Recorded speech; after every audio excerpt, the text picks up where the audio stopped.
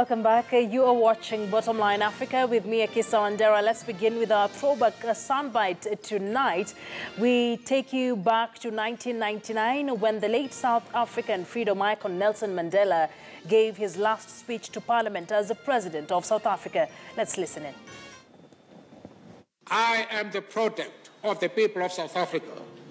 I am the product of the rural masses who inspired in me the pride in our past and the spirit of resistance. I am the product of the workers of South Africa who in the mines, factories, fields and offices of our country have pursued the principle that the interests of each are founded in the common interest of all.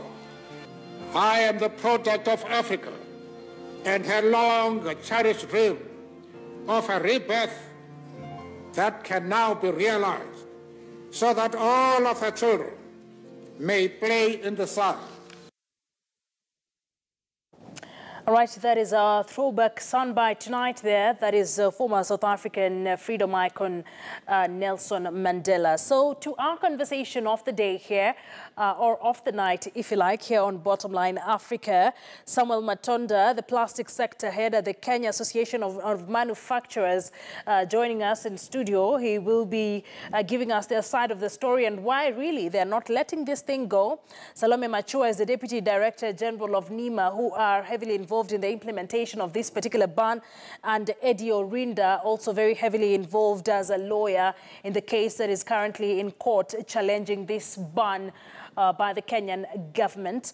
Thank you very much, gentlemen and lady, for joining us tonight here on Bottomline Africa. I would like to start with you, Salome. It has been 4 months down the line. How is the implementation so far and the reception generally from Kenyans? Thank you very much for this chance. I would say Kenyans have really received well the plastic ban. The public has moved on with the alternatives that have been provided and the overwhelming support. As NEMA, we are very happy with the citizen on how they have been able to support and agree with the ban because it's beneficial to their health and to the health of the environment. But also looking at the fines that come with someone being found with plastic bags, let's just go through some of the cases you've had to handle or you've had of as NEMA as you implement this as far as the use of plastic bags are concerned. The fines are quite deterring, which is good for the environment because polluting the environment, cleaning the environment is more expensive. So the fines were put there, or the penalties were put there to deter people from breaking the law and for our own good and benefit.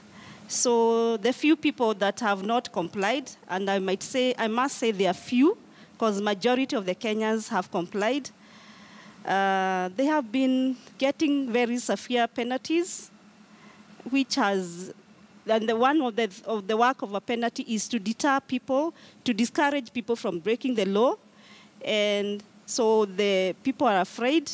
And when you are caught, arrested, and prosecuted, actually our courts are doing very well. And we are happy with the courts. All right, Mr. Matonda, from the Kenya Association of Manufacturers, you have been on media or otherwise consistently saying that this ban is heavily political and that most manufacturers who are dealing with plastic bags have been unfairly treated. And of course, there is a case you lodged in court with the same. Let's go through some of the highlights of why you are still against this particular ban 4 months down the line.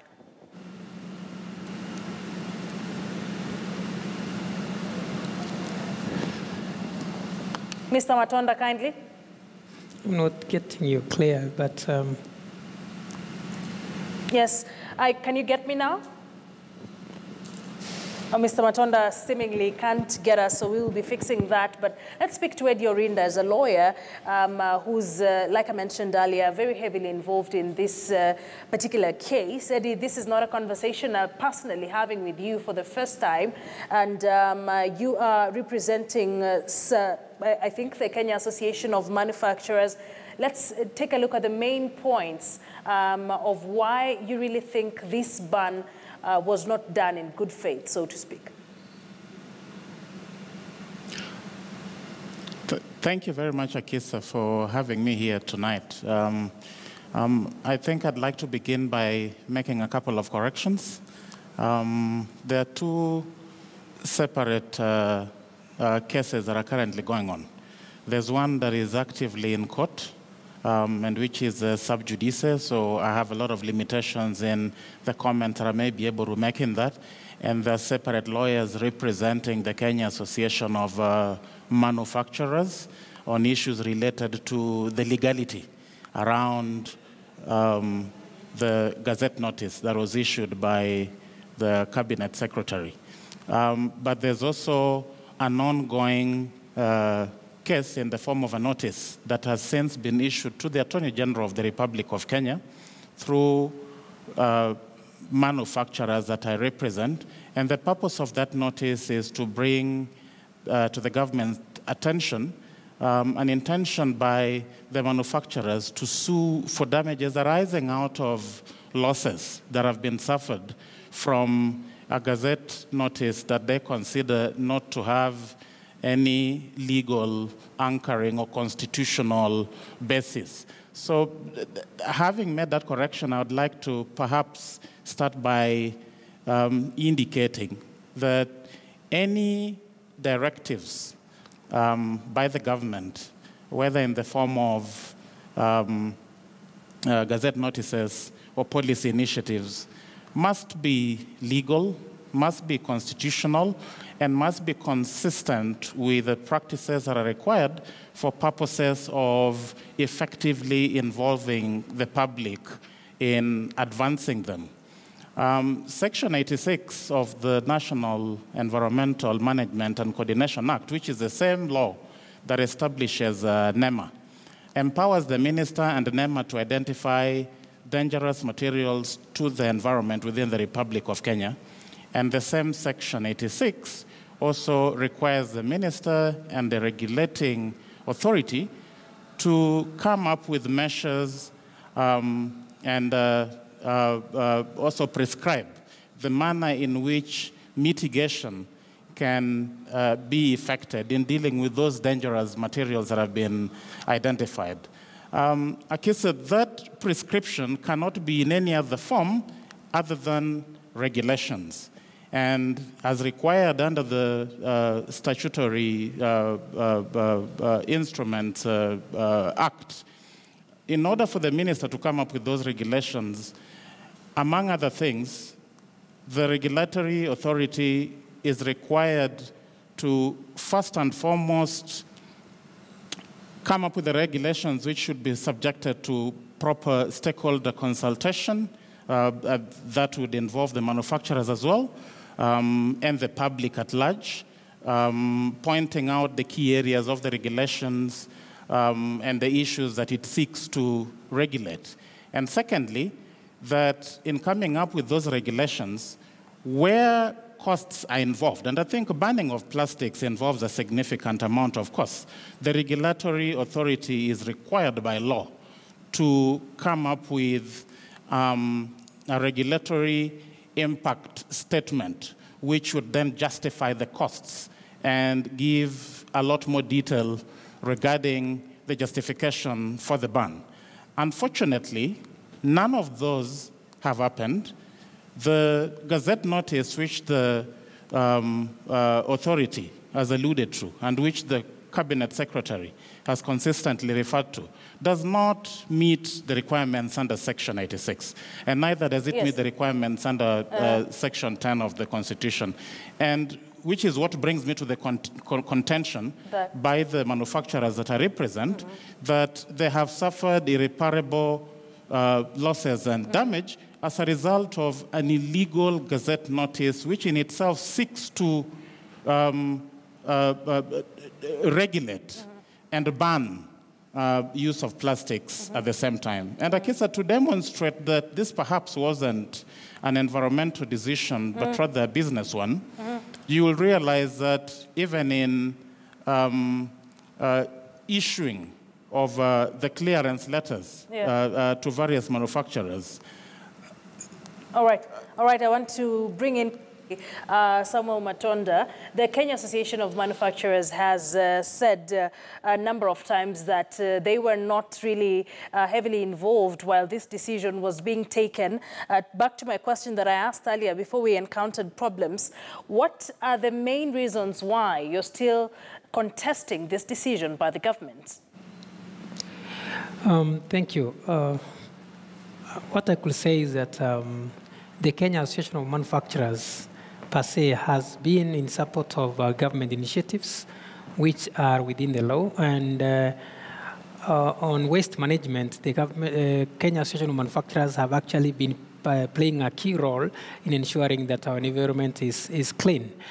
However, the bone of contention earlier was that there was not adequate public participation with all the stakeholders prior to the ban.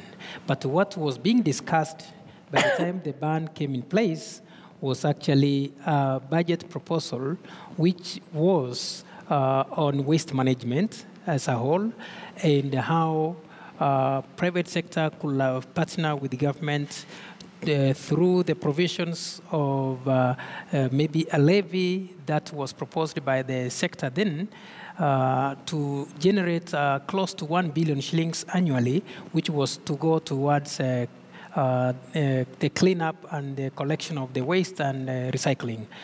But maybe going further, we have since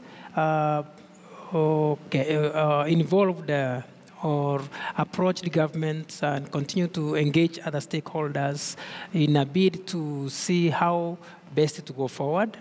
And I could say that we are not really in contention or well about what the waste management is all about, but we've been proactively engaging government going forward, even as the case goes on, because that we've left the lawyers to handle. But we've engaged the National Environment Management Authority.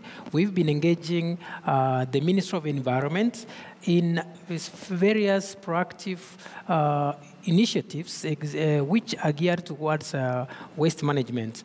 Case in point is the PET initiative. We've also engaged them in the Responsible Care Initiative, which we need to talk about and which are very important, because we move forward and we saw, yes, there are challenges implementing these ban that the government brought on board, and we raised these issues earlier. That's why we were saying that it came abruptly.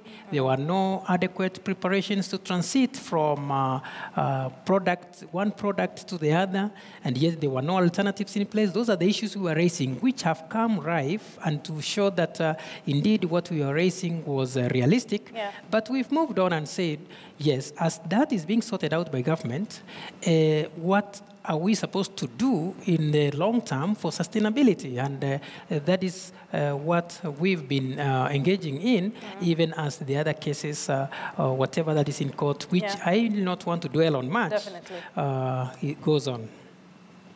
Yes, of course, sub judice. Let's bring in Salome from the National Environment Management Authority, being the authority that has the mandate to implement this, and listening to the two gentlemen and some of the concerns they have. These are things we've had over and over again, even before this ban came into effect. What are your thoughts? Thank you, Akisa. Just want to put some corrections or some point of clarification that the ban was not abrupt.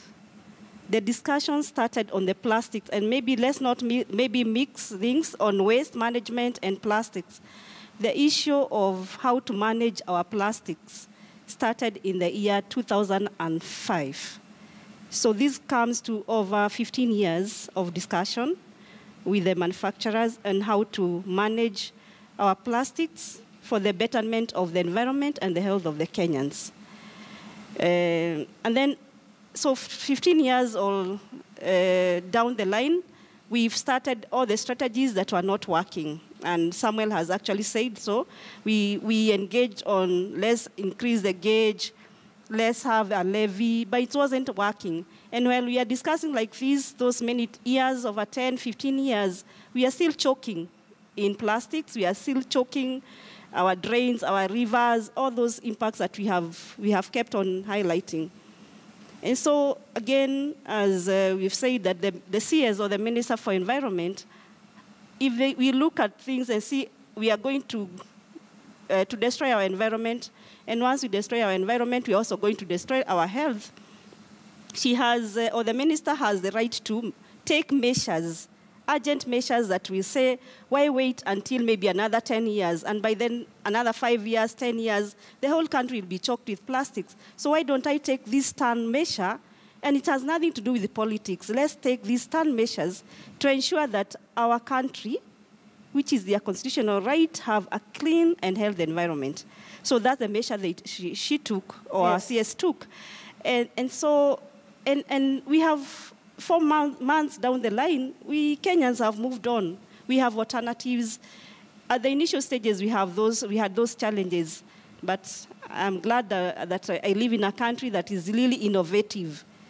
And that's why maybe the manufacturer, KM, has also looked and we've been working together to see alternatives are there. We can move on. We don't have to live in plastics. We can move on and still sustain our economic development.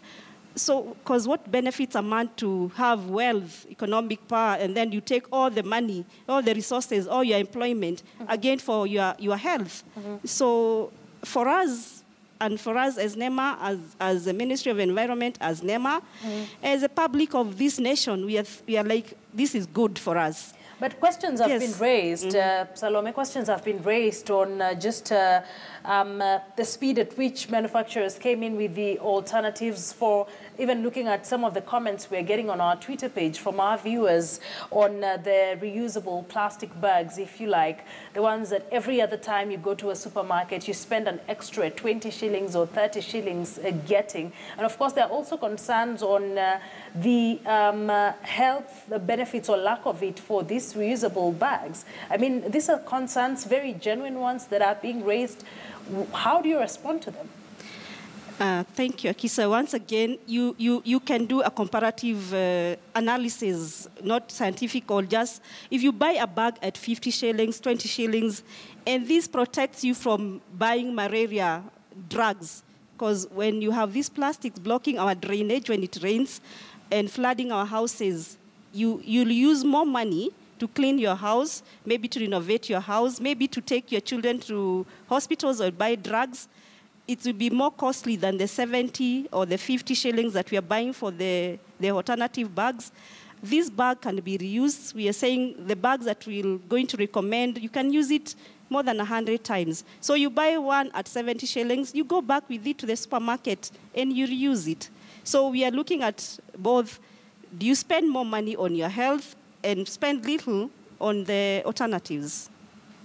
Let me bring in Eddie. You just took us through a very comprehensive bits of the law that you think that were breached when this particular decision was reached. But what are some of the consequences of not following due process in this particular case? Thank you, Akisa. I think we are setting a very, very dangerous precedent.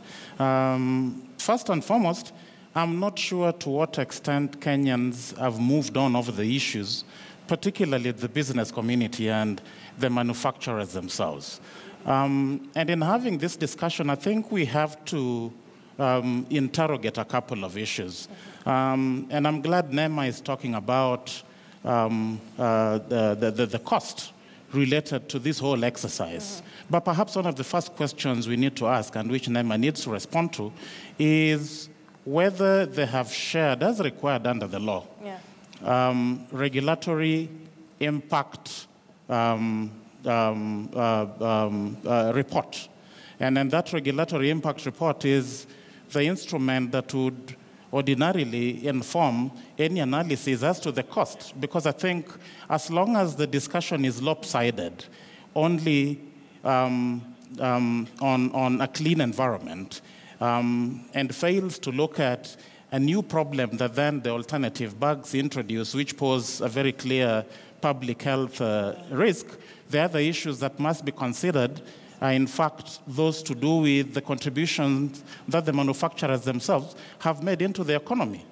When these manufacturers set up the businesses, they had legitimate expectations. Yeah. And there's no doubt, absolutely, and no one has argued over it, that plastics have certain effects that need to be mitigated.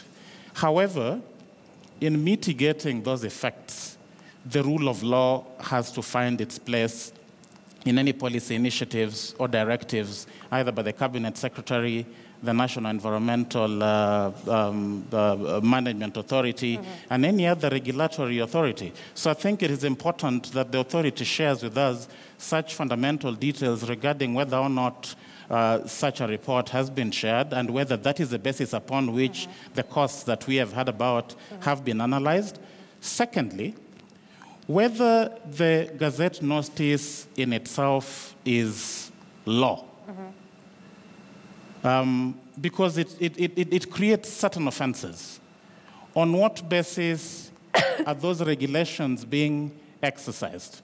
And just before I finished my submissions in the first segment, I think I indicated that one of the ways that we can demonstrate that this might have been a business decision rather than an environmental one is that there's no basis absolutely upon which the so-called clearance letters are being issued to a certain section of the manufacturing community and denied to the others. And it is public knowledge that certain manufacturers within the EPZ, for instance, have been issued with the clearance letters, giving exceptions to the very ban which the Gazette notice seeks to effect.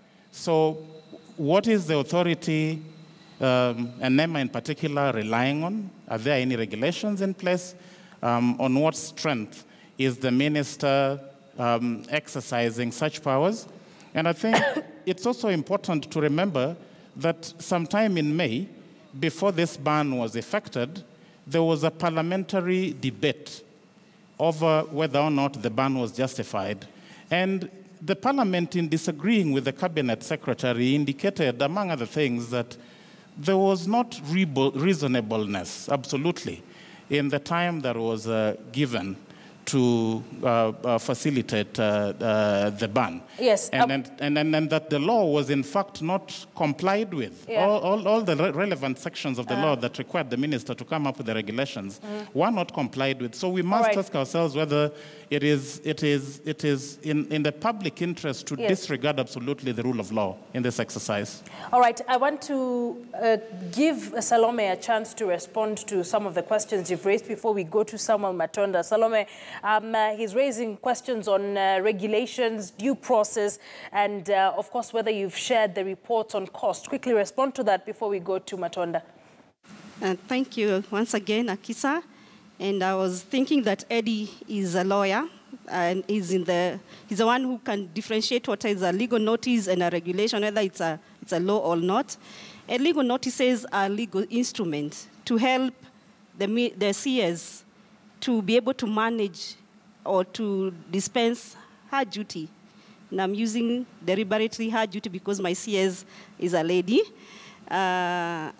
And then, so once a legal notice is produced, then there will be regulations. And we have a framework law. And Eddie quoted Section 86 of an Act of Parliament that the CS drove her power, or what the section of the Act, that is Environment Management and Coordination Act. That's how she got her mandate to regulate or to put measures. So a legal notice is there, and the process of making a regulation is there, and the economic framework, the risk that such laws bring about, is there. And we are in a process of developing our regulations, and all those aspects will be taken care of. But once again, I said, as a CS, you cannot wait until the whole country chokes and everybody is against what is NEMA doing, what is the environment doing. We have our constitutional right to have a clean and healthy environment. And you cannot compare our health with the economic gains that we are having. And I don't know where we are, the manufacturers. Yes. They also have a chance to manufacture other things, the alternatives. All right, and all right. I want to give it, sorry to cut you short, I want to give it to Samuel Matonda before I bring it back for closing comments. So just how much of an effect has this had on the manufacturers? And like what Salome is saying, why not explore other options, seeing as the implementation has already begun? Thank you. It's interesting that the topic is on politics of plastics, and I like to just simplify this. There could be alternatives, yes, but definitely the alternatives we are seeing are plastics for plastics. That whatever we are seeing in the supermarkets, whatever is being sold out to replace the banned plastics are actually plastics material. Though they appear like they are cloth-like material, most of those are plastics material. So, then about, just to respond on what was raised earlier, that for the last 15 years we've been talking about plastics, and yes, it's an engagement. Well, the last time that was discussed, if I could just highlight on that before I go back to the query, is that there was an MOU that was drawn and a study that was conducted with the assistance of the United Nations, and each and every stakeholder had a role to play. The manufacturers had a role to play, which they have been playing, like the levy that they have been contributing for those 15 years or 10 years. Well, the government had a role to play. The waste management, we're not really trying to point fingers on who is to do what. This is an all-inclusive engagement that all of us need to take part in. On the impact, the effects, I could say that earlier in earlier interviews, we were saying we were fearing for job losses. And definitely what I could say that there have been job losses. Right. And when I talk about job losses, without even giving the figures, Kenya has an employment rate of about 39.2%. Yes. That is, for every 10 youth, you have 4 who are unemployed. Okay. And that means that the jobs that have been lost because there has been a slowdown, there have been some closure of businesses which were 100% dealing with the plastic flat bags. All right. I want us to wrap it up, so I will just let you be the first one to give us your closing comments. Sorry? As regards this particular topic. Sorry?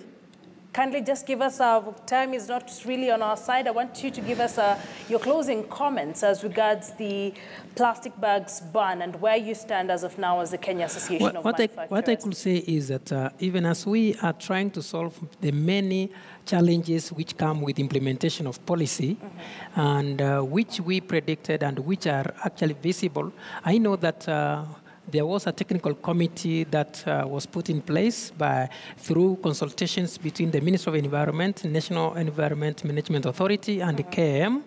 And through that technical committee, we have been discussing and agreed on gray areas which needed improvement for its implementation. But then what I'm saying going forward is that there are other engagements that we are having with the relevant authorities, that's Ministry and NEMA, which are actually geared towards waste management. You cannot talk about plastics without really mentioning about waste management because that is the crux of the matter, because we need to clean up the environment, and if it's clean then, and there are so many other pollutants which are not just plastics, it's very important that we note that as a way forward. All right, thank you.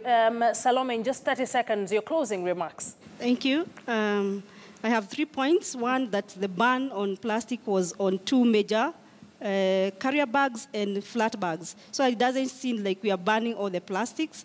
Then on the issue of clearance, we saw that for effective implementation, there are some sectors, there are some products that cannot be, we cannot do away with the plastics. We are calling them primary industrial packaging. And the clearance is so transparent, and we have received over 2,000 applications. So when we say it's only EPZ been cleared, that's not very fair for the authority. We are clearing everybody who can justify that it's industrial primary packaging All and right. there is no alternative. All right. Yes. Thank you very much, Eddie. You have the last word on this.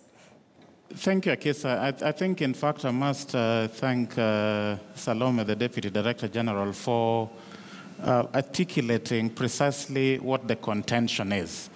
By our own admission that the Gazette notice and the ban came before regulations could be put in place, and that the regulations are being worked on at the moment. That is a clear demonstration that any steps that the government is taking at the moment, or that the authority is taking, is unilaterally based on discretion that is not guided by any legal provision. In fact, those Gazette notices draw their strength from regulations.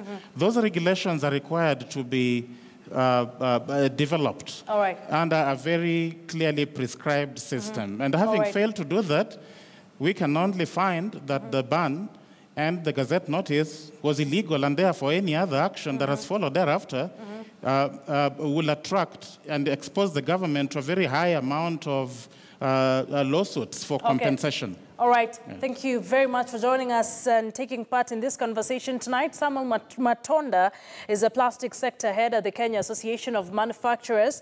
Eddie Orinda is a lawyer, and Salome Machua is the Deputy Director General at the National Environment Management Authority. Let's take a look at what you said, dear viewer watching us from home. Corridor Lady on Twitter says sanitation has increased since we don't have stagnant water around the building because there are no polythene bags. Sam Kiwinda says a ban won't do magic. It's a mindset problem. If disposal of the alternative or other forms of litter is the same as the plastic bags was, then we just swapped one problem for another. And finally, Bumula Bungoma says buying shopping bags every time has become a bit too expensive. Thank you very much for engaging with us on that particular topic tonight. Let's take a look at the proverb of the day.